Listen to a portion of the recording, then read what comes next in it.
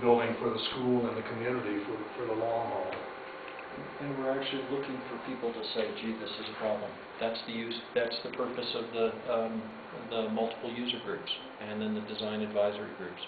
So we want them to say, I don't know about this. Can you tell me how this is supposed to work, or can we make this work better? And if we don't reach out to the community and find out what your feedback is, then we won't be able to design the best facility for your needs.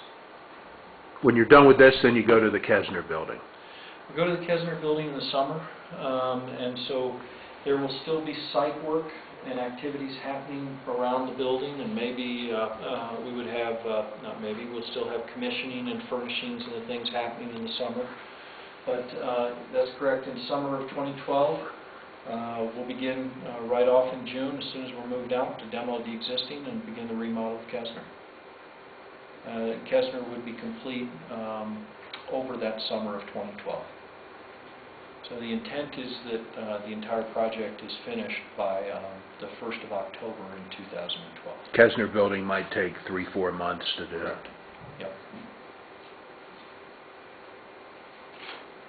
Everything, again, attached to the Kesner building is our boilers are still there that are taking care of the existing school. We got to keep the existing school in operation. There's all of those interconnections. Horizon Alternative School is in part of Kesner. So we've got to manage all of that, keep the school operational, and then when school's out, we've got to have what we call a summer wonder and make Kesner happen over that.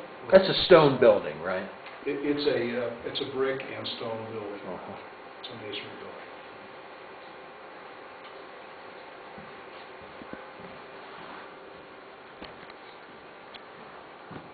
Any other questions?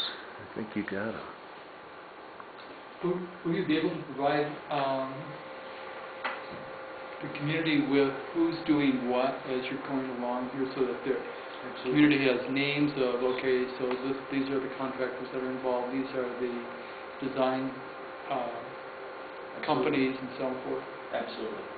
Yep. One of the things Jeff and us are already working on is we track every dollar that gets spent here locally, whether it's for meals, whether it's a hotel for somebody, and we'll do that same thing with subcontractors and material suppliers, and those will be things that we can report as a group, as a team, when we get our contractor on board on a regular basis, so that the school board and the committee can see how much is getting committed locally of the total dollars. One of the things that the school board charged the Bond Accountability Committee to assist with is evaluation of what local participation was accomplished with the bond dollars. And so that includes how do we measure it, what do we measure, and then also tracking it. And so there's lots of ways to measure these. Is it dollars? Is it the number of tradesmen? Is it the number of subcontractors? Is it the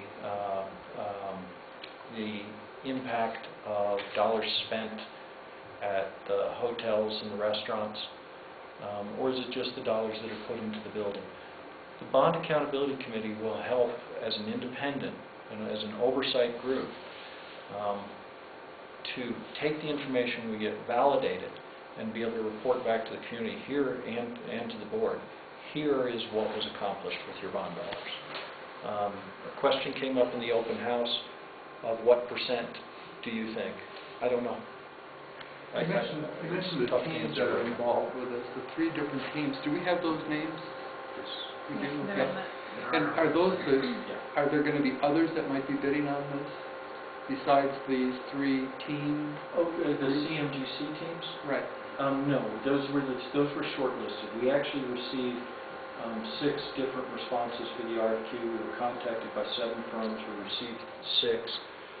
3 of those were actually combination teams that came in, and then we went through a process of reviewing and scoring the 6 submittals to generate the short list of 3 for interview. At the interview that comes in, they'll be presenting their team, their project approach. We've given them a list of specific questions to answer, and we've also given them a copy of a contract with general conditions for a fee proposal. So the general contractor is going to come out of these 3 Yes. teams? Yep. Hazelton, Dieselin, Moltz, G. Johnson, Adolphson, Peterson, Kirsting. Those are the 3 teams. Those are already in combination. Okay. Right. Okay. Yep. And that's next Tuesday. That's all day next Tuesday. And then Wednesday morning, we have them on board. Yes. Something. As far as keeping up with the information, as they've already mentioned, they will be reporting to the board at monthly meetings, at work sessions. Jessica knows when those postings and those meetings are taking place. We post everything that we do. The other thing is we're posting a lot of this information on the district website, and then there's also Education Salida, which is another website that our communications committee is keeping up with. And we have a link, or we will have a link, of Education Salida from the district website. So those are the ways to keep up on the information, because it is happening on an hourly basis sometimes. In fact, we started scheduling meetings the other day by minutes. We scheduled one at 2:36, and Dave was late. Dave was late. I think the other thing is, we do have a communications committee. Dave is also in charge of that committee. And not only are we doing this by website, but we're asking that committee get things out in press release or information form so that it can be emailed or sent to all of you, just like I sent an invitation about this meeting, to try and keep you up to date on that. We want to keep you informed. We want to keep the community informed. Did you ever release the names of the, I don't know what it's called, a focus group or accountability committee? It's on the slides, yes. It's on the We slides. do have the names of the Bond Accountability Committee. We waited, the board took action last night to approve the formation of the Bond Accountability Committee and these various action groups. And so we waited to put those names out until after the board took action last night. But I do have them published now. Okay. Yep. And you can go to where to get those? They would be on Education Salida. And I'll also give you a copy of the PowerPoint. That'd be great. So you can put the names on it. Thank you, Linda. I appreciate that. Yes, those are the small action groups, but it does not, I did not print out the Bond Accountability Committee charge at that point. And then there's a case of meetings. So the 3 things that Leslie's going to give you Thanks, here Les. is a schedule of meetings and design meetings that are ongoing. This is the various small action group committees. And then the last is a breakdown of our budget, tracking where we started at the original best applications and where we're at now, so everyone has transparency from the baseline to where we're moving forward. Okay. At the request of the board, one additional person's been added to the Bond Accountability Committee, and that is Art Gentile.